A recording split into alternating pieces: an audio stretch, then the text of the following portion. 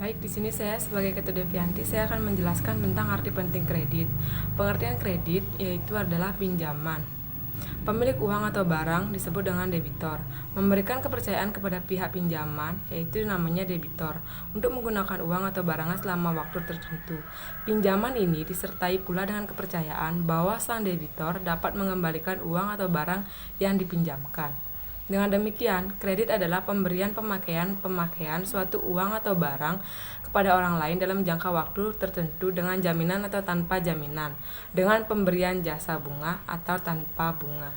Nah, menurut Undang-Undang Nomor 10 Tahun 1998 tentang Perbankan, disebutkan bahwa kredit adalah suatu penyediaan uang atau tagihan yang dapat disamakan dengan itu.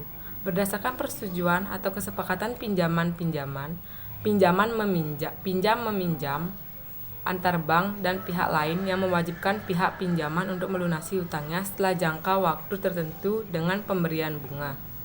Dari uraian ini dapat kita simpulkan bahwa kredit diberikan kepada seseorang atau lembaga dengan pertimbangan kepercayaan, risiko, waktu, dan prestasi. Kepercayaan berarti kredit yang diberikan akan dikembalikan dalam jangka waktu yang telah disepakati beserta imbalan dari pemberian kredit tersebut. Risiko antara lain mengacu pada kenyataan bahwa nilai uang sekarang akan berbeda dengan nilai uang ketika dikembalikan. Kredit pada awal perkembangan fungsinya adalah untuk merangsang kedua belah pihak untuk saling menolong dengan tujuan pencapaian kebutuhan, baik itu dalam bidang usaha ataupun sehari-hari. Kredit dapat memenuhi fungsinya jika secara sosial ekonomis baik bagi debitur, kreditur, atau masalah membawa pengaruh yang lebih baik. Baik, sekian dari penjelasan kredit dari Ketut Devianti. Terima kasih. Perkenalkan, nama saya Madadali Kusumanita. Di sini saya akan menjelaskan jenis-jenis kredit. Di sini saya akan menjelaskan dua jenis kredit berdasarkan sifat kegunaan dan berdasarkan jangka waktu pengembalian. Berdasarkan sifat kegunaan, jenis kredit dibagi menjadi tiga. Yang pertama yaitu kredit modal kerja, yang kedua kredit investasi, dan yang ketiga kredit konsumtif. Kredit modal kerja adalah kredit yang tujuannya digunakan sebagai modal kerja atau kegiatan usaha, baik untuk memulai usaha maupun memperluas usaha. Yang kedua yaitu kredit investasi, merupakan jenis kredit yang digunakan untuk kegiatan berinvestasi. Jenis kredit ini sifatnya produktif yang memberikan keuntungan dari kegiatan berinvestasi. Yang ketiga yaitu kredit konsumtif. Dibandingkan dengan dua jenis kredit lainnya, kredit ini memiliki fungsi yang sangat bertolak belakang. Sesuai dengan namanya, jenis kredit ini digunakan untuk keperluan konsumtif atau digunakan untuk mencukupi kebutuhan yang sifatnya personal.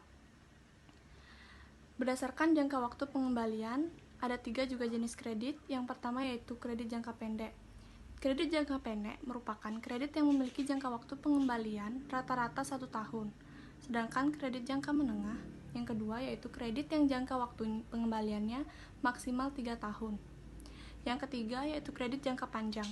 Kredit yang jangka waktu pengembaliannya kurang lebih dari 5 tahun.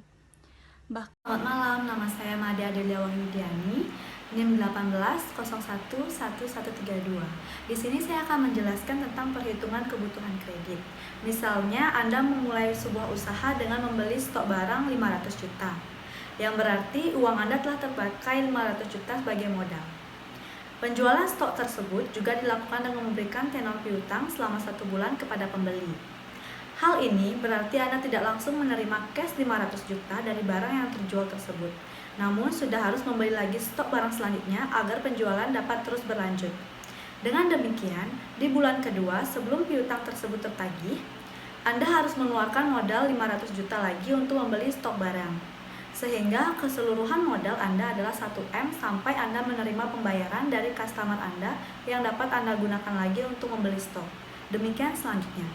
Namun, jika dalam kasus ini supplier Anda memberikan Anda tenor utang selama 1 bulan, maka Anda tidak perlu lagi langsung membayar cash, sehingga kebutuhan modal kerja Anda dapat dikatakan hanya 500 juta.